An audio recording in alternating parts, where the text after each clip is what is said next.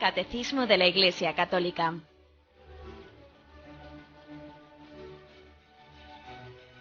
Un programa dirigido por Monseñor José Ignacio Munilla, obispo de San Sebastián.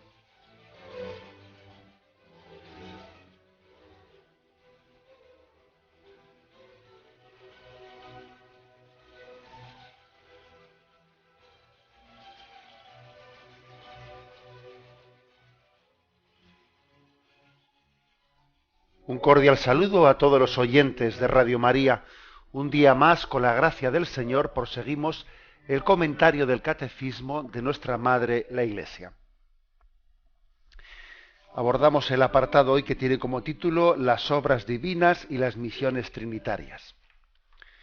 Si Dios quiere, pues con este apartado concluiremos la parte referida a la Santísima Trinidad. Y son 4 puntos, del 257 al 260. Luego, a partir de ahí, se habla también de la Santísima Trinidad, pero de otras maneras, hablando de la creación, hablando de Dios todopoderoso, etcétera. Ya desmenuzando distintos aspectos que hacen referencia al credo, pero en esta parte que hoy queremos concluir, hemos comentado temas como el de la revelación de Dios como trinitario propiamente. Bien, el punto 257 dice lo siguiente. Comienza por una cita de un himno de vísperas. O lux beata trinitas et principalis unitas. Dice aquí la traducción, oh Trinidad, luz bienaventurada y unidad esencial, que es de un himno de la liturgia de las horas, un himno de vísperas, en el que se le invoca a Dios de esta manera. Vuelvo a repetirlo, oh Trinidad, luz bienaventurada y unidad esencial. Dios es eterna beatitud, vida inmortal, luz sin ocaso. Dios es amor, Padre, Hijo y Espíritu Santo. Dios quiere comunicar libremente la gloria de su vida bienaventuranza, de su vida bienaventurada. Luego seguimos leyendo, pero aquí la primera parte de este punto, 257 que comentamos, como veis, comienza con un vocativo. Oh Trinidad, queremos subrayar, queremos ahondar en nuestra capacidad de admiración. Ante el misterio de Dios, el que no se admira, el que no se conmueve, es que en realidad no lo está contemplando. No tiene apertura ante el misterio de Dios quien no se siente impresionado, conmovido por ello. Oh Trinidad, luz bienaventurada y unidad esencial. Aquí de este himno de vísperas, se hace como la siguiente definición de Dios. Dice, Dios es, primero, eterna beatitud, o sea, eterna felicidad. Segundo, vida inmortal. Tercero, luz sin ocaso. Cuarto, amor. Amor del Padre, del Hijo y del Espíritu Santo. Dios es eternamente feliz, es la felicidad plena. La felicidad plena solamente está en el seno de la Trinidad. La felicidad plena. Quien pretenda una felicidad sin Dios, o una felicidad plena antes de llegar a Dios, se equivoca. Está buscando en esta vida lo que esta vida no le puede dar. Sí, es verdad que en esta vida tenemos las arras, tenemos el adelanto de esa felicidad plena en Dios. En los momentos en los que estamos cerca de Dios, en los que tenemos experiencias de Dios, pues nos aproximamos, ¿no?, a pensar en lo que es la eterna felicidad de Dios, en la eterna beatitud, pero siempre de una manera limitada. Existe una luz en la que no haya sombras, existe un amor en el que no haya ningún pero. Existe la totalidad, la plenitud. Cuando nosotros vemos que aquí todo lo que nos rodea es un sí, pero, porque siempre hay un pero en todo aquí. ¿Existe una totalidad, existe una plenitud? Sí, Dios es esa totalidad, es una luz sin sombra, sin ocaso. Y es un para siempre, es una totalidad, ¿no?, de intensidad y de tiempo. Dios es. Por eso lo que la Iglesia quiere fomentar en nosotros es la capacidad admirativa. Bueno, pues lo que dice el Catecismo es que esto que es Dios, Él quiere comunicarlo. Dice el Catecismo, Dios quiere comunicar libremente la gloria de su vida bienaventurada. Porque el amor es comunicativo. Dios quiere comunicar lo que es. Quiere darse Él mismo. No darnos cosas. No darnos cosas, sino darse Él mismo. Recuerdo que cuando explicamos el tema de la gracia, comenté yo en este programa que a veces cuando escuchamos la oración de la liturgia, Señor, envíanos tu gracia, pues no sé si nos pensamos que nos va a caer una especie de una energía o no sé, o como si viniese una especie de ladrillo de arriba. Pues obviamente no es que Dios nos dé algo. La gracia de Dios no es algo que Él nos da, sino que es Él mismo que se comunica. Dios quiere comunicar lo que es, o sea, ser comunicativo con nosotros.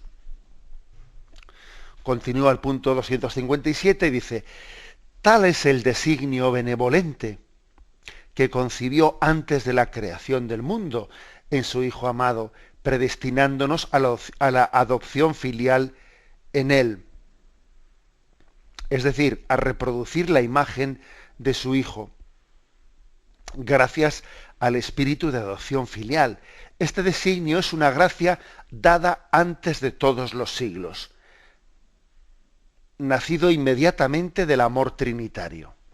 Bueno, está esto salpicado de citas, este párrafo que he leído está salpicado de citas porque en el fondo es la doctrina paulina, Efesios 1.9, Efesios 1.4.5, lo que viene a decir es que hay un designio de Dios y el designio es eterno, desde toda la eternidad, antes de la creación del mundo, antes de que Dios, Padre, Hijo y Espíritu Santo, creasen el mundo, tenían ya un designio eterno, y es, crearon el mundo pensando en que nosotros, cada uno de nosotros, realizásemos la imagen del Hijo.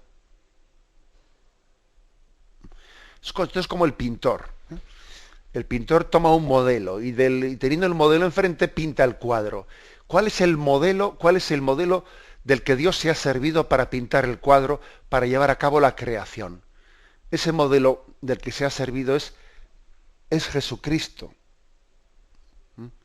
Jesucristo encarnado.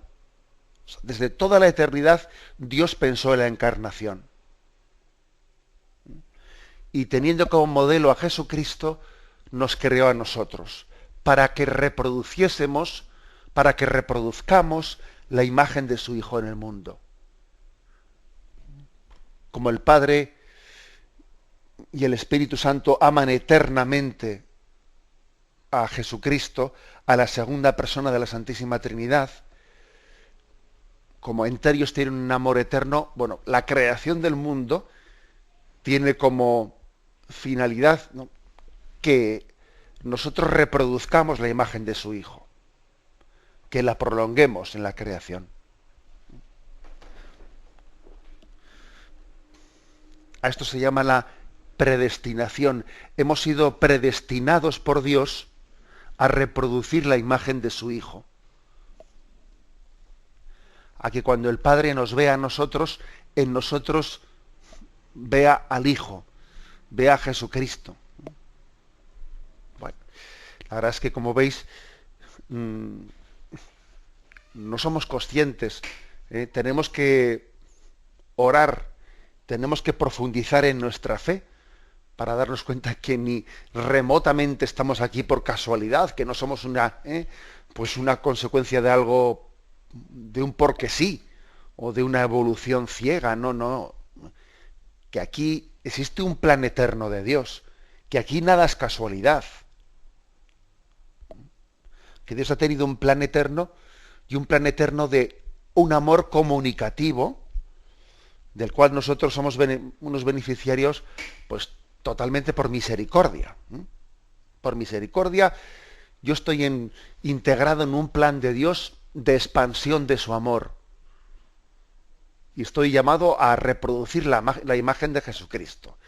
Y el mayor drama que puede ocurrir en esta vida es que yo, por mi pecado, por mi inconsciencia, por no haber meditado, haber orado, haber caído en cuenta de por qué estoy en esta vida, que yo viva de espaldas a ese plan de amor de Dios.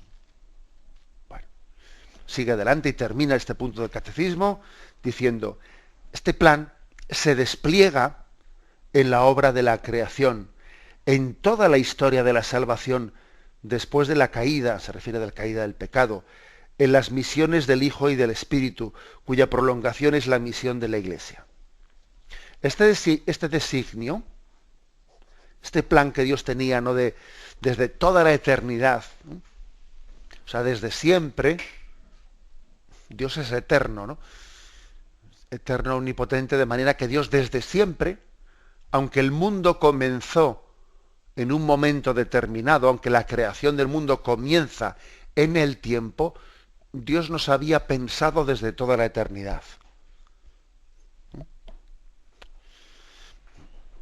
Y ese designio que tiene se despliega, dice aquí el catecismo, en la obra de la creación. En un momento determinado Dios decide crear el mundo y decide llevar adelante una historia de la salvación que acompaña al hombre caído, pues ayudándole a levantarse. Y ese designio de salvación se lleva adelante especialmente en las misiones, o sea, en el envío de Jesucristo y del Espíritu Santo. O sea, en la encarnación y en Pentecostés. Y ese designio, ese envío de Jesucristo y de Pentecostés tiene una prolongación, ¿no?, que es la Iglesia. La Iglesia prolonga la encarnación de Dios. La Iglesia prolonga el día de Pentecostés. Este es el designio de Dios. Desde toda la eternidad Dios ha pensado en nosotros y llegado un momento de gracia, lleva a cabo la creación, acompaña, no nos deja solos cuando hemos caído y nos envía al Hijo, envía al Espíritu Santo, que quedan entre nosotros en la acción de la Iglesia. Bueno, pues este es, fijaros como en un punto, ¿no?, en el punto 257 se ha hecho como una contemplación de decir, bendita Trinidad, bendita Trinidad, que es la historia de salvación que Dios ha tenido con cada uno de nosotros. Tengamos un momento de reflexión y continuamos enseguida.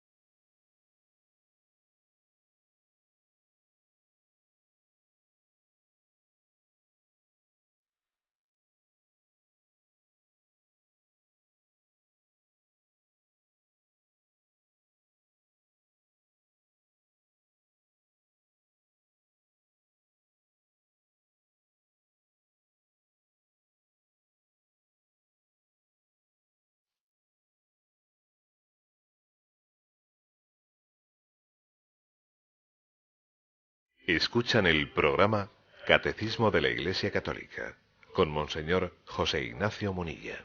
Estamos hoy comentando esta parte del Catecismo que tiene como título Las obras divinas y las misiones trinitarias. Es posible que pueda parecer un tanto árido o abstracto, el meditar, reflexionar sobre el misterio trinitario, pero desde luego ciertamente ni es árido ni es abstracto, porque Dios es amor, luego de árido no tiene nada, y desde luego de abstracto nada, porque Dios es Padre, Hijo y Espíritu Santo, y es mucho más real que nosotros. Nosotros somos, porque hemos recibido el ser de Él. Luego, aunque nos resulte árido, aunque nos resulte abstracto, ni es una cosa ni es la otra. Y somos nosotros los que, aunque pues tengamos que hacer una purificación de adentrarnos en el amor de Dios, tenemos que examinar por qué hablar de la Santísima Trinidad, por qué hablar del designio eterno de Dios nos resulta tan costoso. Porque igual no nos hemos acostumbrado a vivir en la presencia del Padre, del Hijo y del Espíritu Santo. Bien, pues el punto 258 al que pasamos dice: toda la economía divina es obra común de las tres personas divinas. Porque la Trinidad, del mismo modo que tiene una sola y misma naturaleza, así también tiene una sola y misma operación. El Padre, el Hijo y el Espíritu Santo son tres principios de las no son tres principios de las criaturas, sino un solo principio. Aquí se nos ha dado dos citas, una del Concilio de Constantinopla del año 553 y otra del Concilio de Florencia del año 1442. Lo que se nos recuerda aquí es que la obra de la salvación, también se suele decir la economía divina, o sea que yo sé que la palabra economía a nosotros quizás nos puede confundir un poco, pero la economía de la salvación es lo mismo que la obra de la salvación, es común a las tres personas divinas. Todo lo que hacen el Padre, el Hijo y el Espíritu Santo hacia afuera, a destra, hacia afuera de la Trinidad, lo hacen conjuntamente. Porque la Santísima Trinidad tiene una naturaleza común, tres personas distintas y un solo Dios verdadero. Entonces, como tienen una naturaleza común, dice aquí, así también operan de una manera común. Tienen una sola y una misma operación. Porque son una misma naturaleza. Luego, pues esto podemos referirlo, por ejemplo, a la creación del mundo, a la redención del mundo. Bueno, pues aunque digamos Dios Padre Creador, también Dios Hijo Creador y Dios Espíritu Santo Creador. O sea que siempre obran conjuntamente las tres personas divinas cuando obran hacia afuera. Tienen una sola y una misma operación. Y la cita del Concilio de Florencia, que la vuelvo a leer, es el Padre, el Hijo y el Espíritu, no son tres principios de las criaturas, sino un mismo principio. Podríamos decir que nosotros vemos como las huellas dactilares, si me permitís la expresión, ¿no? Las huellas dactilares del Padre, el Hijo y el Espíritu Santo en todas las cosas que Dios ha hecho. Nosotros cuando utilizamos el nombre Dios, tenemos que pensar que detrás del nombre Dios, dicho en genérico, se esconde Padre, Hijo y Espíritu Santo. Dios hizo el mundo, Padre, Hijo, Espíritu Santo. Dios nos da su gracia, Padre, Hijo, Espíritu Santo. Dios nos da su luz, Padre, Hijo y Espíritu Santo. Las huellas dactilares de las tres personas divinas están impresas en todas las obras de Dios. Continúa este punto 258 que estamos leyendo. Sin embargo, cada persona divina realiza la obra común según su propiedad personal. Así, la Iglesia confiesa, siguiendo el Nuevo Testamento, uno es Dios y Padre de quien procede todas las cosas. Uno solo el Señor Jesucristo, por el cual son todas las cosas. Y uno el Espíritu Santo, en quien son todas las cosas. son sobre todo las misiones divinas de la encarnación y el don del Espíritu Santo las que manifiestan las propiedades de las personas divinas. Es decir, que aunque todo lo que Dios hace hacia afuera, destra, está realizado común, de una manera común, actúan de forma común, pero cada persona actúa, el Padre, el Hijo y el Espíritu Santo, según, dice aquí, según su propiedad personal. Como os podéis imaginar, nos adentramos en un misterio que únicamente por revelación, por la palabra de Dios que nos ha sido manifestada, allí parece que se nos abre una ventana y nos asomamos un poco, nos asomamos un poco a lo que es el misterio de Dios. Pero la fe de la Iglesia lo dice de esta forma: las tres personas de la Santísima Trinidad actúan de una manera conjunta, pero cada uno según su propiedad, cada uno según su manera de hacer las cosas. El Padre como Padre, el Hijo como Hijo y el Espíritu Santo como Espíritu Santo. Y entonces esto lo tenemos en 1 Corintios 8:6, que está recogido en el Concilio de Constantinopla. Entonces dice, del Padre proceden todas las cosas. Jesucristo, por Él son todas las cosas. Y en el Espíritu Santo, en Él son todas las cosas.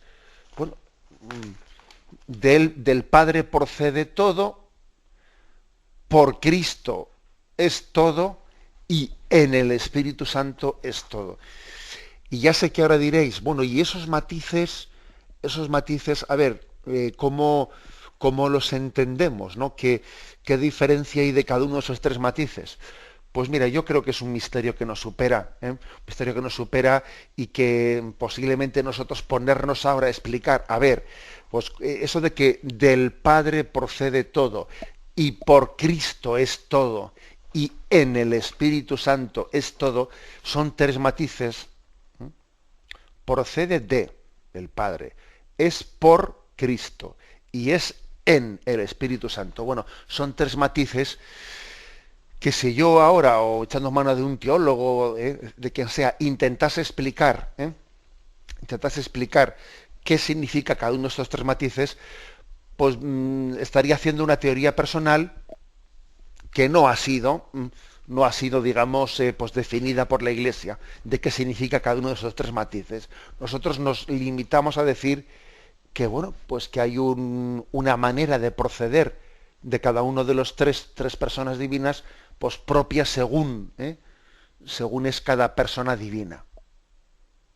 Los tres actúan conjuntamente, pero cada uno según su ser. El Padre como Padre, el Hijo como Hijo y el Espíritu Santo como Espíritu Santo.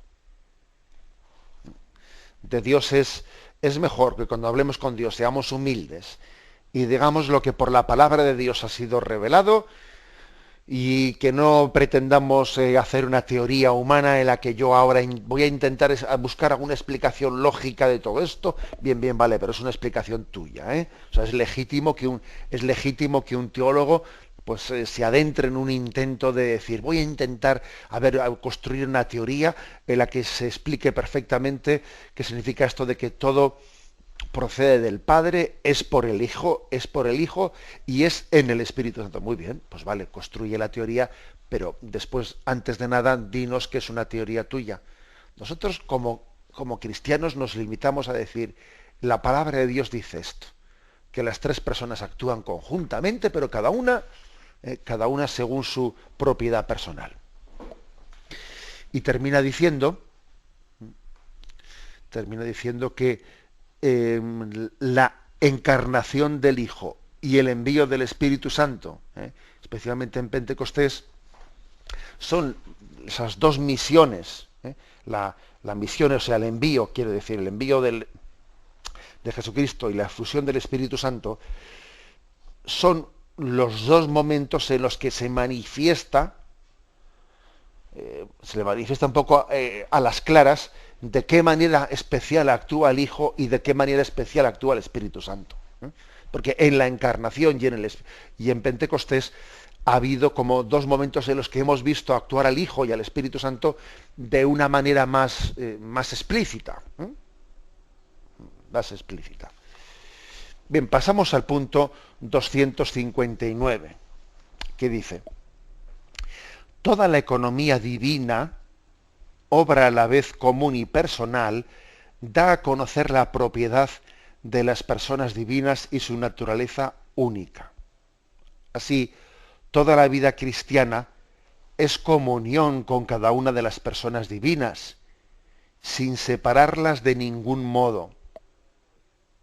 El que da gloria al Padre lo hace por el Hijo en el Espíritu Santo. El que sigue a Cristo lo hace porque el Padre lo atrae y el Espíritu Santo lo mueve. Bueno, aquí hay dos textos a los que se nos refiere. Uno es Juan 6, versículo 44, que dice: nadie puede venir a mí si el Padre que me ha enviado no lo atrae. Es impresionante, ¿eh? Es impresionante este texto. Nadie viene a mí, dice Jesucristo, si el Padre no lo atrae. Es un pasaje del Evangelio de San Juan que nos recuerda que el Padre y el Hijo y el Espíritu Santo están actuando en nosotros.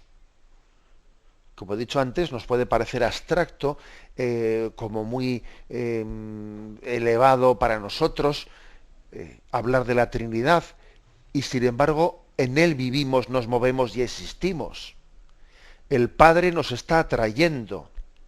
Por ejemplo, para que yo ahora haya encendido la radio y en vez de poner una cadena musical, o en vez de estar escuchando y reescuchando las noticias que ya las tengo requete escuchadas porque me están volviendo a decir lo mismo, en vez de poner yo esas cadenas, que yo haya puesto esta radio y que esté escuchando, vamos a ser claros, pues un discurso que es bastante más complicado. Bastante más complicado que hablar de qué hace la Merkel o qué hace el otro. Si vamos a ver, el hecho de que yo me ponga, ¿no?, a estas horas de la mañana a escuchar este mensaje de que es la Trinidad, que es el Padre, que es el Hijo, el Espíritu Santo, ¿esto qué lo hago? ¿Porque yo tengo un tipo de sensibilidad? No, porque el Padre me atrae. Nadie viene a mí si el Padre no me atrae. O sea, he sido yo movido por el Padre. El Padre me ha enviado, o sea, me está moviendo por el Espíritu para atraerme hacia Él.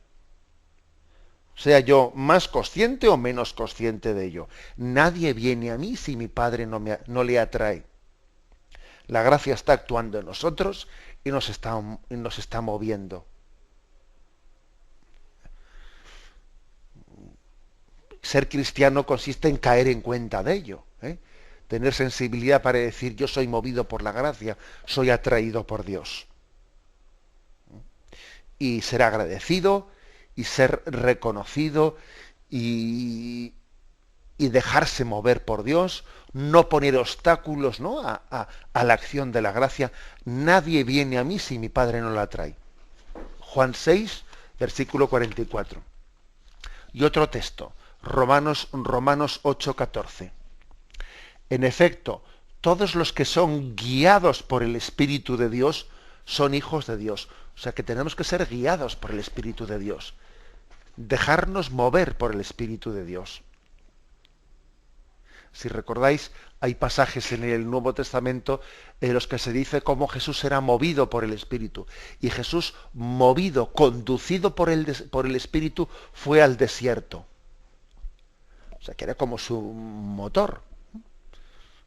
O sea, el Espíritu le conducía. También un cristiano es alguien movido por el Espíritu. Es que en el fondo en esta vida o eres movido por el Espíritu Santo o te mueve la carne. O te mueve tu comodidad, o te mueven tus pasiones, te mueven tus... Es así. O el Espíritu Santo es nuestro motor, o es que es la carne. La carne y la sangre de tus envidias y tus celos y tus perezas y lo que fuere. ¿Qué es un cristiano sino alguien movido por el Espíritu?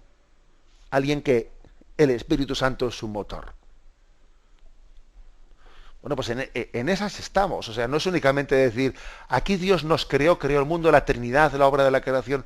No, no, es que esa obra se está continuando en la obra de la salvación, que tiene lugar ahora mismo, y, y Dios la está llevando a cabo en tu día a día, y en mi día a día, y en lo que hoy tengo yo entre manos, pues en este trabajo que tengo entre manos, en estos quehaceres, en estas entrevistas que hoy voy a tener que tener. O sea, hoy, esta mañana, esta tarde, al mediodía, está teniendo lugar, en medio de todo lo que yo tengo en la agenda puesto, la acción del Espíritu Santo que me está moviendo.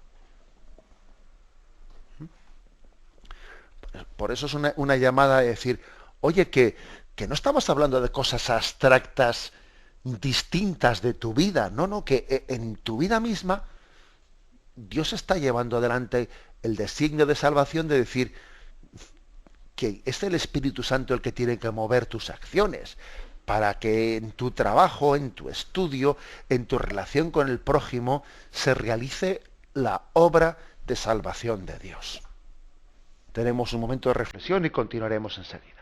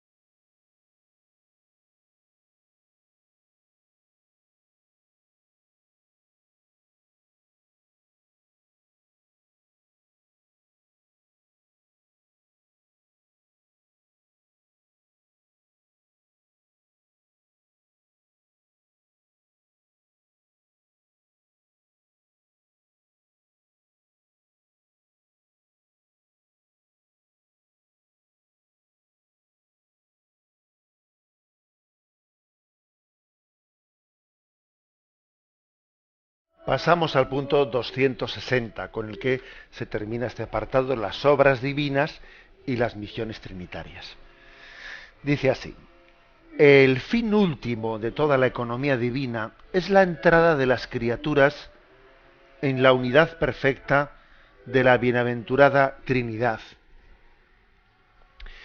Pero desde ahora somos llamados a ser habitados por la Santísima Trinidad. Si alguno me ama, dice el Señor, guardará mi palabra, y mi Padre le amará, y vendremos a él y haremos morada en él.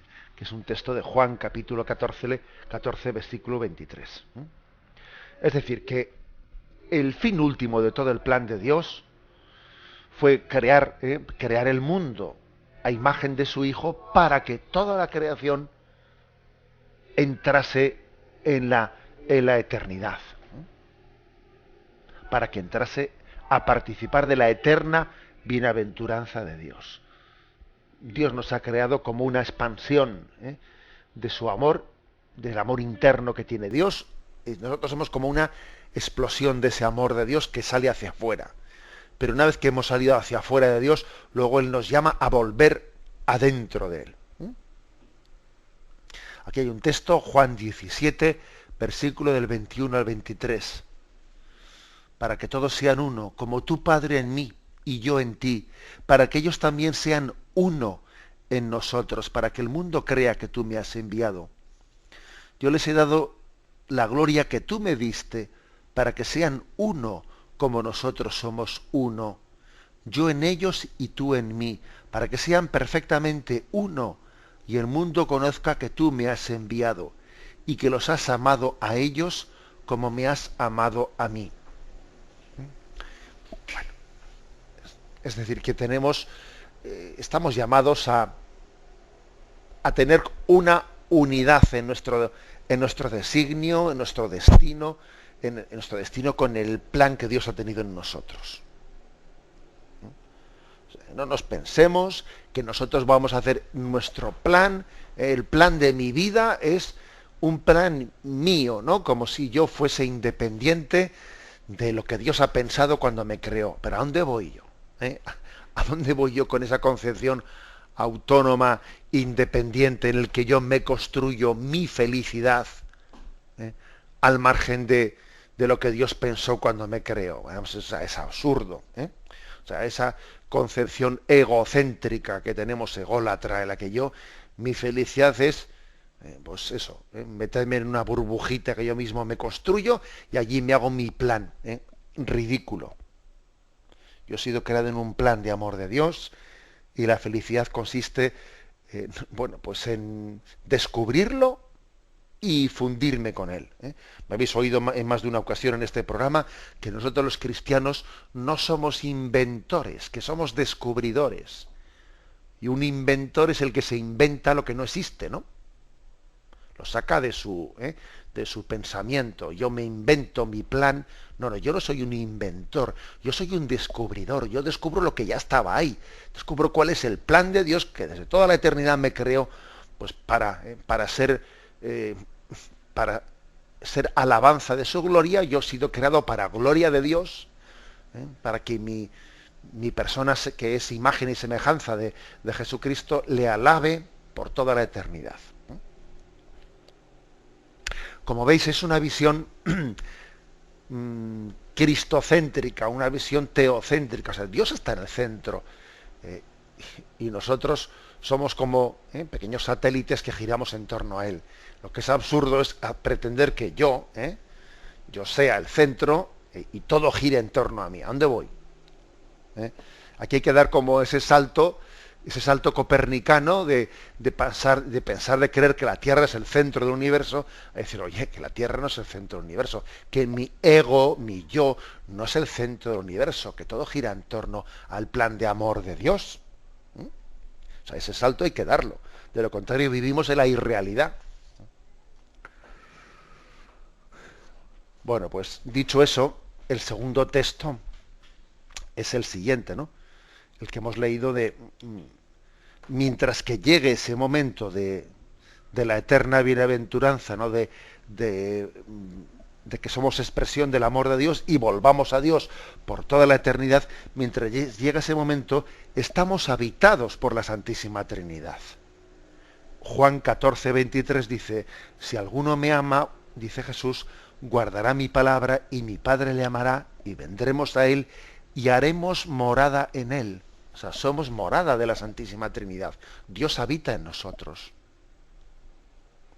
Antes de ir al cielo, el cielo está en nosotros cuando vivimos en gracia de Dios y Dios habita en nosotros. O sea, el cielo es vivir con Dios y vivir en Dios. Luego, si vivimos en el misterio de la inhabitación, estamos adelantando el cielo, porque Dios habita dentro de nosotros.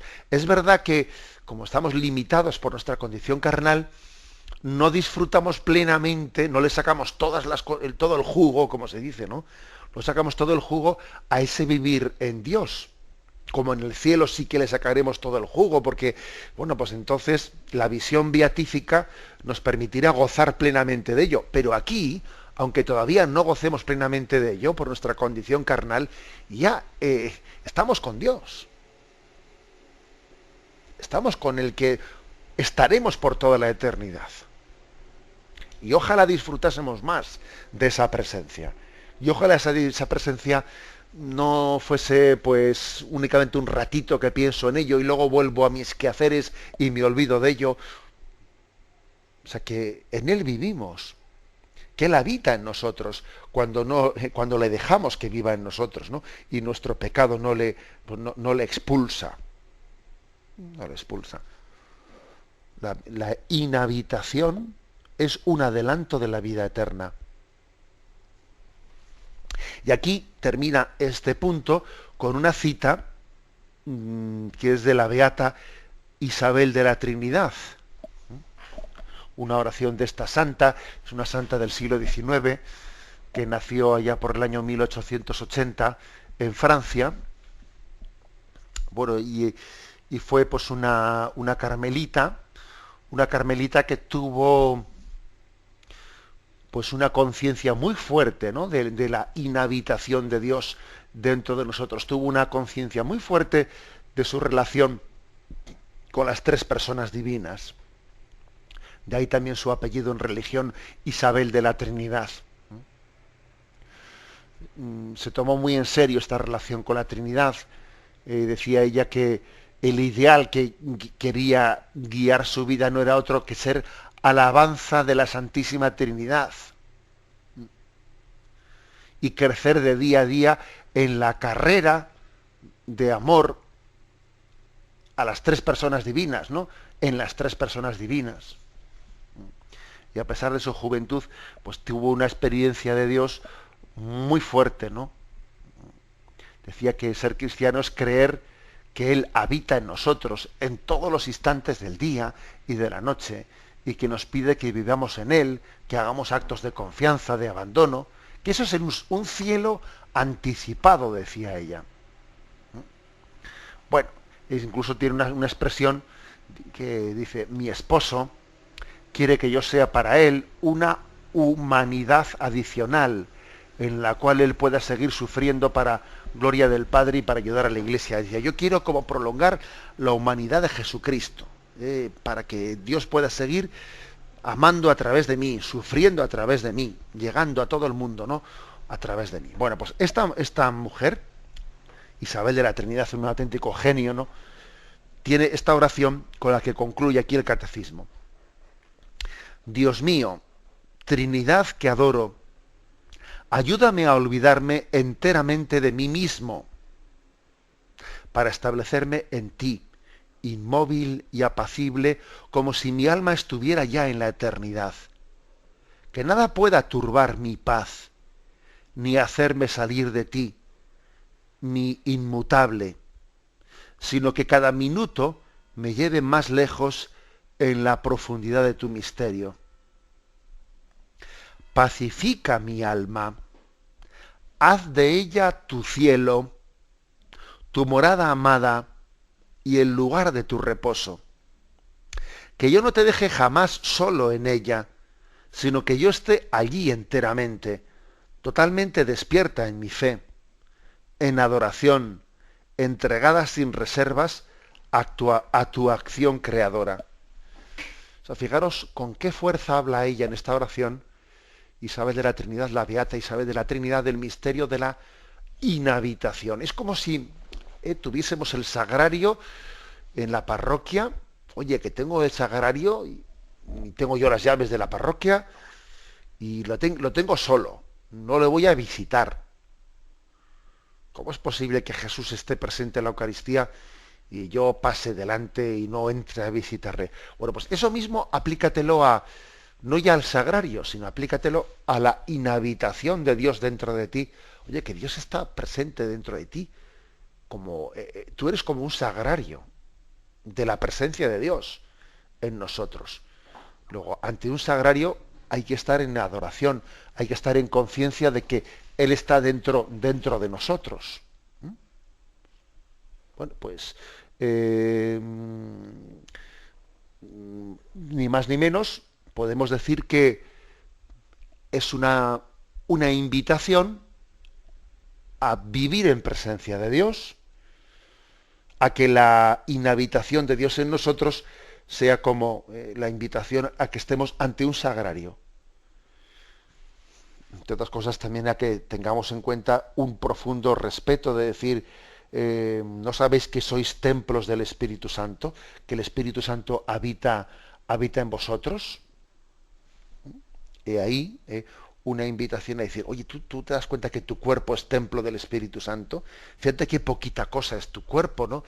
Qué conciencia tenemos de decir, pero bueno, si este cuerpo mío, que además ya hace aguas por todos los lados, y cuando no tiene una gotera aquí, tiene una gotera allá, pues mira, en esta debilidad de nuestra carne, al mismo tiempo hay una presencia de Dios que lo llena todo y lo inunda todo. Bien, tenemos un momento de reflexión y daremos paso a la intervención de los oyentes. Podéis llamar para formular vuestras preguntas al teléfono 917-107-700. 917-107-700.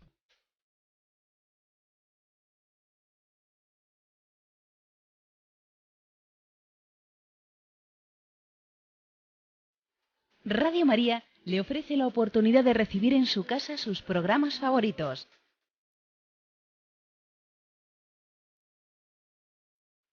Ahora lo puede hacer a través de nuestra página web www.radiomaria.es o bien llamándonos al 902 500 518. 902 500 518. Pídanos el programa que más le interesa en cualquiera de sus emisiones, especificando el día y la hora que lo ha escuchado. Solo nos tiene que decir si lo quiere en CD de audio o CD o DVD en MP3. Haga su solicitud en el 902 500 518 y en www.radiomaria.es. Radio María, más cerca de usted.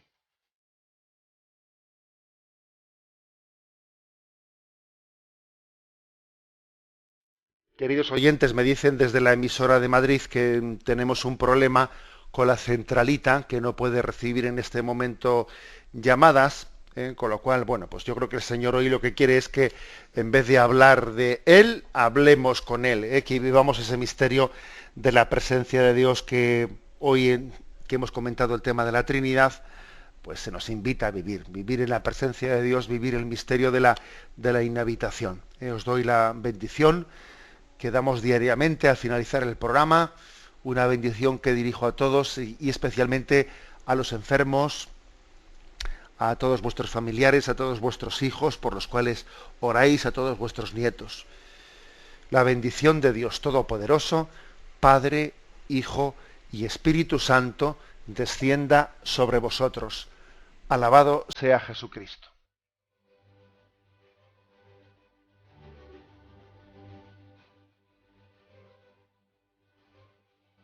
Finaliza el Catecismo de la Iglesia Católica, un programa dirigido por Monseñor José Ignacio Munilla, obispo de San Sebastián.